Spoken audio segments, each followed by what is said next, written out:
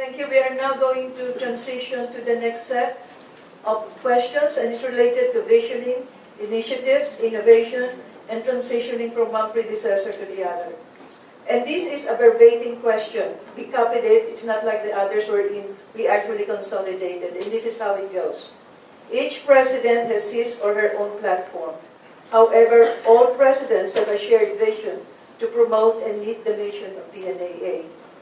How will you assess the programs started by your predecessors to promote continuity, in particular programs that are well received by the members, and your criteria to retire or change this program, putting into mind the needs of the members first? Okay, the order of questioning will be first, Candidate Livelo, followed by Candidate Ofiana, and Candidate Yu. So the question is, what are the valuable initiatives that our predecessors have done? And if you are going, as a leader of this organization, are you going to continue it or retire it? Any valuable initiatives that our past presidents and past administrators of this organization have done should be embraced and should be continued, especially if it benefits every single member of PNAA. And the only reason why you would retire it, if it is no longer attractive, it is no longer realistic, and it's not timely anymore. We have multi-generation of nurses that comprise our organization, and you have to be responsive to them. That is how I'm going to do it. Thank you. So as we know it, change is the only thing that is very constant within our environment right now.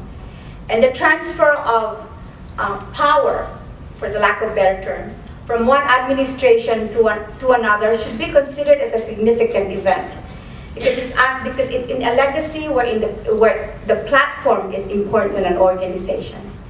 It's also something that I will take into account to determine what valuable programs that were done by our respectable previous PNAA leaders, because for those, I consider them like bricks.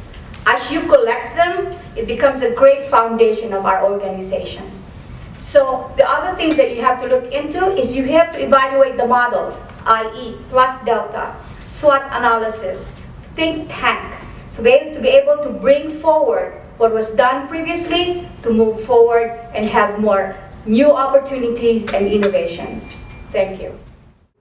We just did a SWOT analysis with President Dina Doliente, which was really brilliant. You kind of like know which we're strong with and which projects were weak, and so it really created a roadmap for us, to take on, continue the good works that were done by our founding presidents and past presidents, and then change the ones that are not working for us. So in mind comes to our JANPAR, our peer-reviewed journal. The APN forum was wonderful. Inside PNAA brought you good news all the time.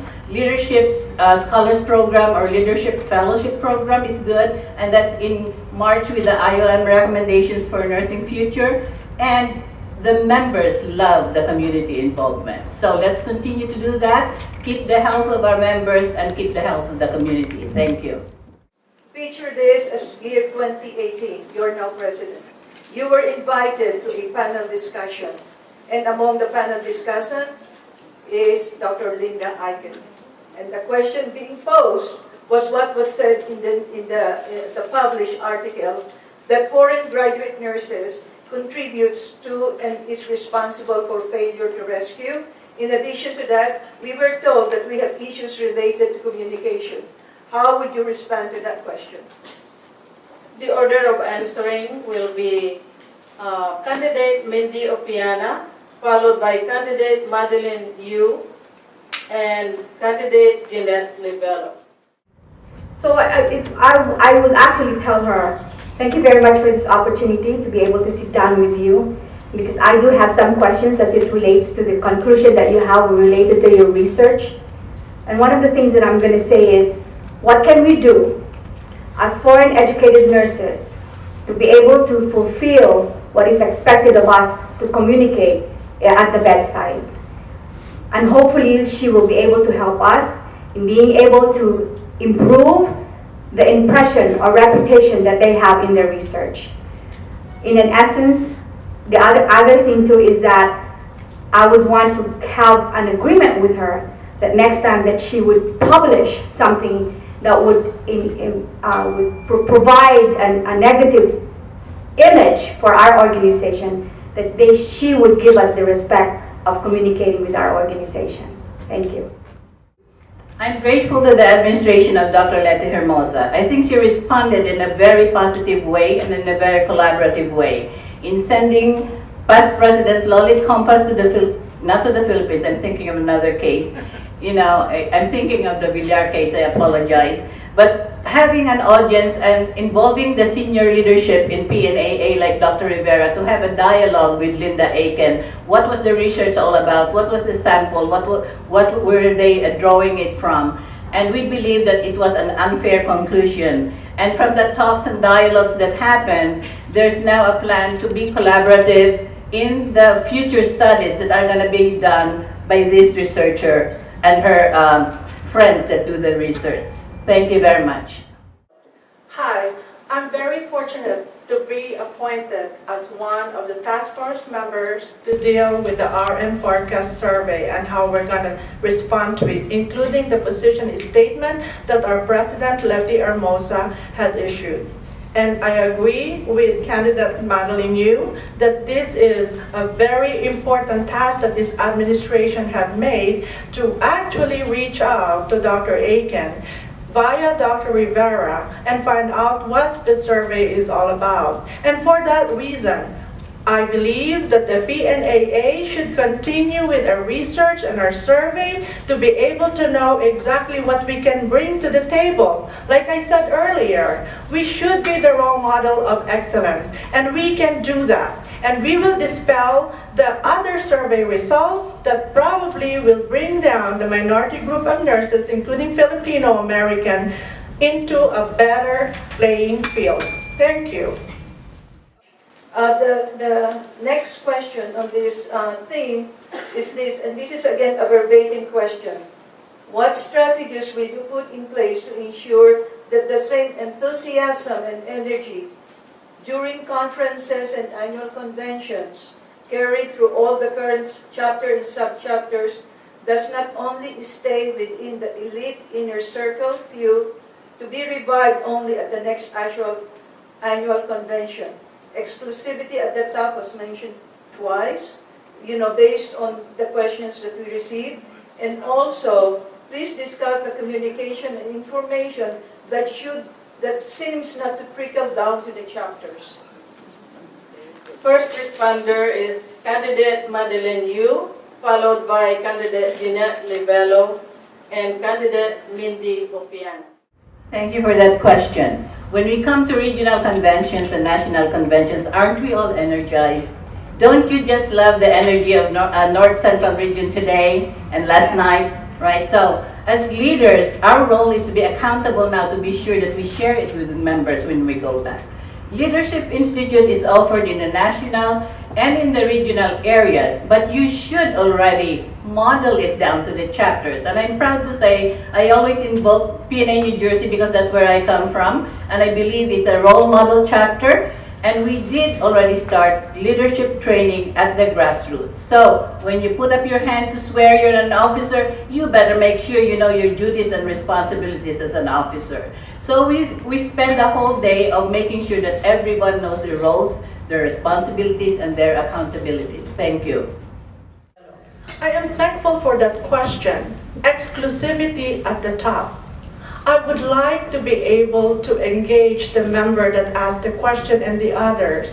I would love for you all to be able to be where we are now. I started from the grassroots just like you. I started from the very bottom as an assistant secretary, and I advocated for our existence. I leveraged my diversity, and that's what I would like for every single member of this organization to do. We should be able to do it. I'm impressed with the ability of Rowena to speak about the topics that is really very near and dear to her. I heard from all the leadership attendees that they are very engaged and enthusiastic. So we're there already. Let's just embrace and get engaged. Thank you. I will do what is currently valuable and effective programs for making sure to retain our members. The new noon attendee orientation is something that has been being done in a national convention, and that should continue. But the one thing that I didn't see, and this is what I'm going to do.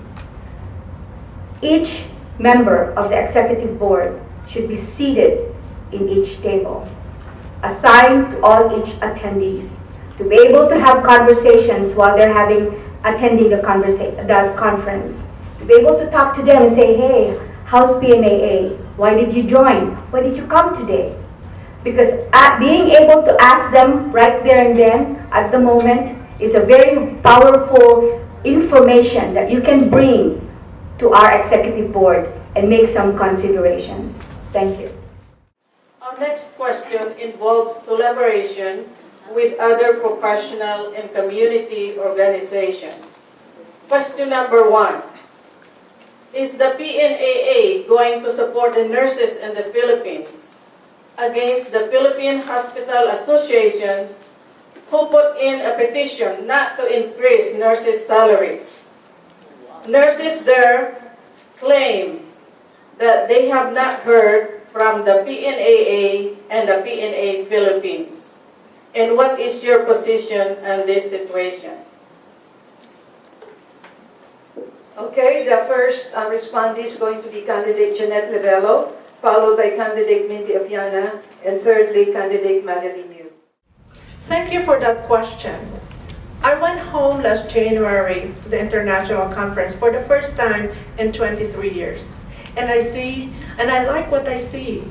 I like to see the nurses, the new graduates, and even the seasoned nurses wanting to come here because of the salary that they're making in the Philippines. And therefore, I would like to be supportive of them. And I would like to put a position statement from the PNAA of America in collaboration with the PNAA of the Philippines to put a stand on and tell the government that these nurses are very valuable. And that is what we need to do. Here in the United States, even states are asking nurses to be part of policy making. Nurses, we should do that for the Philippines too. Thank you. So I agree with Dr. Livelo related to the position statement. In order for us to have PNAA have a position statement, we do need to support.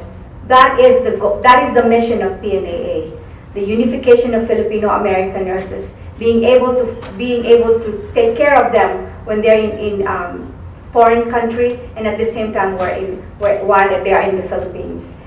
There's also a different issue related to concurrency. We actually advocate for that. In Western region, which I belong at, Philippine Nurses Association of Southern California, we have a task force where we handle nurses and we refer them to an individual who's an expert so that they'll be able to take their license examination to get their license examination by helping them go to those courses. But for my position is, we will support them even if it needs to go to Congress. Thank you. The plight of the nurses in the Philippines is because of supply and demand. We all know that. In the 70s and 80s, recruiters went back to the Philippines to recruit all of us with really promises of good job, good opportunities, free housing, this and that. So we all came here, and that's why we're all still here. But because of the chances to go abroad and make our economic situation at home better, there was a proliferation of a lot of nursing schools, and now we have an oversupply of nurses, and that's where we are right now. Too many nurses, too few jobs. So these nurses are being taken advantage of by job training, no salaries, much less increase in salaries. They're not earning any salaries. So yes, we have to collaborate. Yes, we have to be in the table. I believe the organization that is Ang Nurse back home is doing the right thing in having a congressional seat in the Philippine government to have their voices heard. Thank you. Our next question. Please share your plans and strategies to align the goals and programs of PNAA and PNAF to support each other's mission and vision. The question, how would you collaborate with PNAAF on PNAA Foundation Legacy Headquarters? Okay. Relationships and collaboration is very important to me. There are no organizations that are alike. Strategies and roles are pretty much quite different.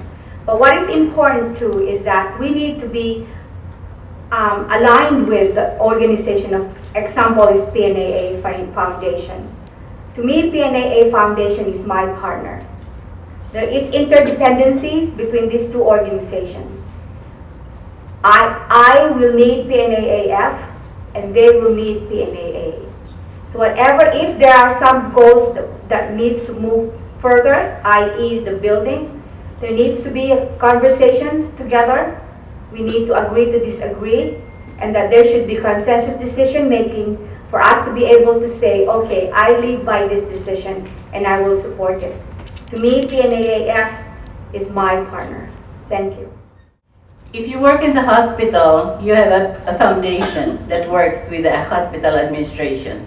And the foundation's role is to make sure that they help you fund projects, special projects in the hospital. So with the PNAA Foundation, the relationship to me would be similar to twin sisters.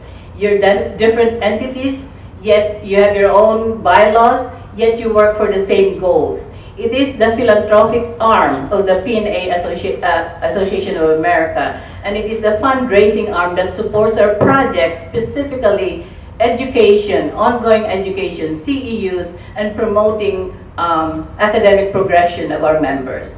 Yes, we have to support each other. The expectations should be clear. What are the expectations from both? What are the deliverables for both? There has to be clear MOUs, there has to be continued communication, and there has to be specific definition of each and everyone's goals. Yes, we should support them. We've always supported them, and we have to always communicate with them what the goal is. Thank you. I am so happy that that question was asked. I will give you a history. And I am very thankful to the current president, Madelyn Velasquez, in the back, for sharing us the story behind the Legacy Fund. First and foremost, PNAA and PNAA Foundation are partners. We maintain, and I will maintain if I were elected, a very collaborative relationship with PNAA Foundation. Why? The leaders of PNAA and PNAA Foundation are also the same leaders that brought us here. It is their legacy. We need to embrace it. The question is, how are we going to do it? The roadmap that was shared to us by the President Madelyn Velasquez and also the past President Araceli Antonio was very, very good. I would say good. I would like to see, and I think I would be able to help them garner funds for it to happen.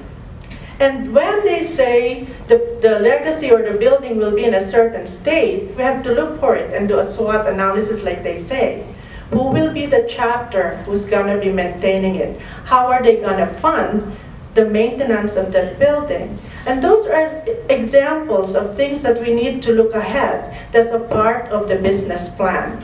And I think under my leadership, if I get elected, those are things that I can help PNAA Foundation so that it can come into fruition. There are grants, but it will not be for a building, but support the foundation.